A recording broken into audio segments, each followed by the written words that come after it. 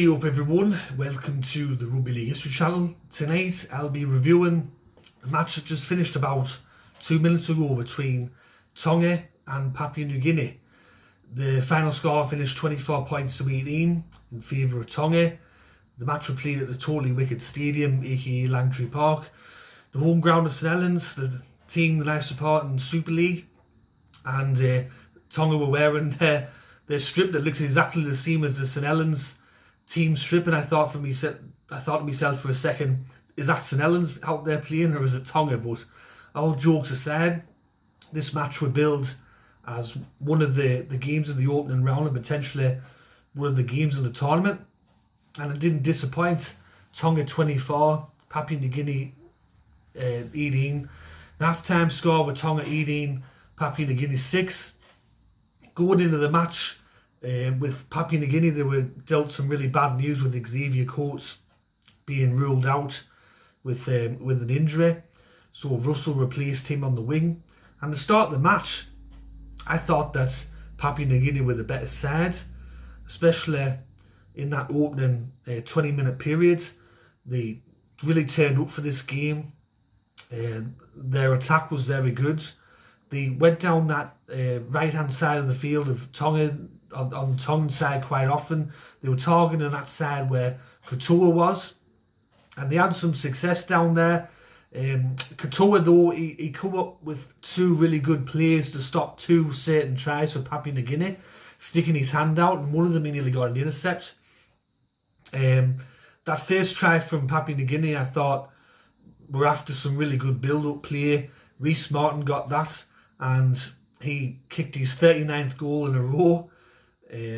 As you know, if you watch the Super League, he hasn't missed a goal in the Super League since I think about June or July. So he was on 39 goals. Then the Tongan try come out and out really. Tonga really weren't doing that much, and then Kohler just ran around sort of some of the Papua New Guinea players, got the ball to Penasini, and they scored a try through that. And after that, I still thought that Papua New Guinea were the better side.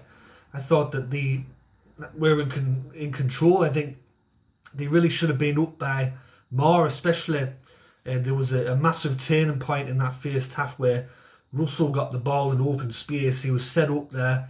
All he had to do was just put the ball down, and he put his foot on the line, which is an absolute coach killer. It was a Neville Glover moment, and off the back of that, Tonga really made him pay.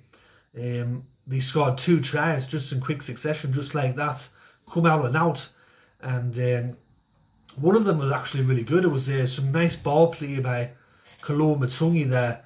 And at half time, I thought to myself, it really should be the other way around. I thought that Papua New Guinea were the better team, and Tonga were okay, but they hadn't clicked in the gear until I think about the 30th minute or something like that. Second half, Papua New Guinea come out as the better team in the second half, and they scored one of the tries of the tournament. I think it will be one of the tries of the tournament. Papua just knocking over about 5 or 6 Tongan players, getting the ball back on the inside to Lachlan Lamb. And throughout that second half, I thought Tonga weren't that good. I thought they were a bit scrappy. They weren't really on their game like normal.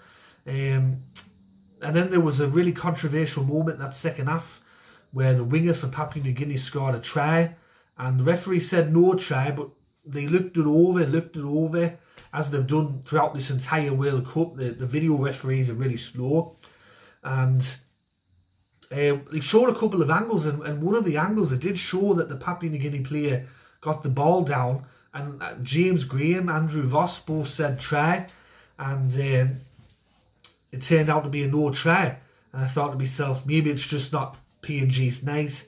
Even though they've been the better side, I just think that they've had chances, they've had some half chances, and they haven't really taken them.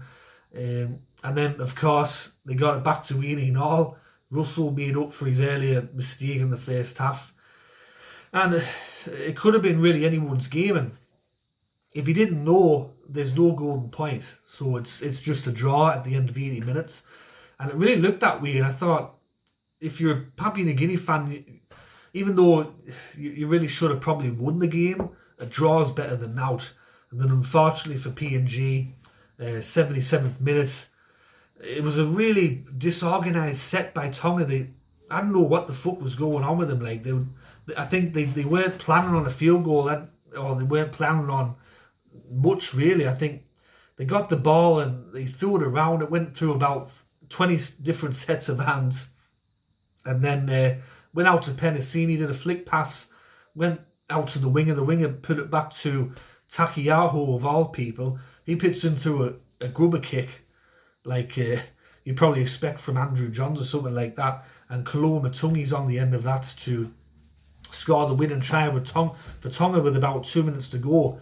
And I thought to myself, as a neutral, you really feel sorry for PNG, because I really thought that they deserved to win that game. I thought that they'll look back at some chances that they had in the first half and in the second half, and they'll really think that we should have won. Tonga weren't their best all night. They did have flashes there and here and there, but as a whole, I don't really think that they showed up for this match.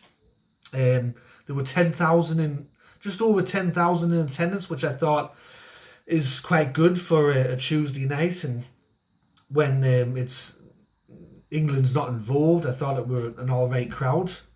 And if I was looking at some good players for both sides, I definitely thought that PNG's best player was Apapi. Lachlan Lamb were very good. Leibut as well, he were good. Alex Johnson had a good game. I thought that Justin Olin was a bit quiet tonight. I don't think that he had as much involvement as he does normally. And as for Tonga, I thought that Kaloma Matungi was probably their best player. I thought that Kola, the fullback, were good.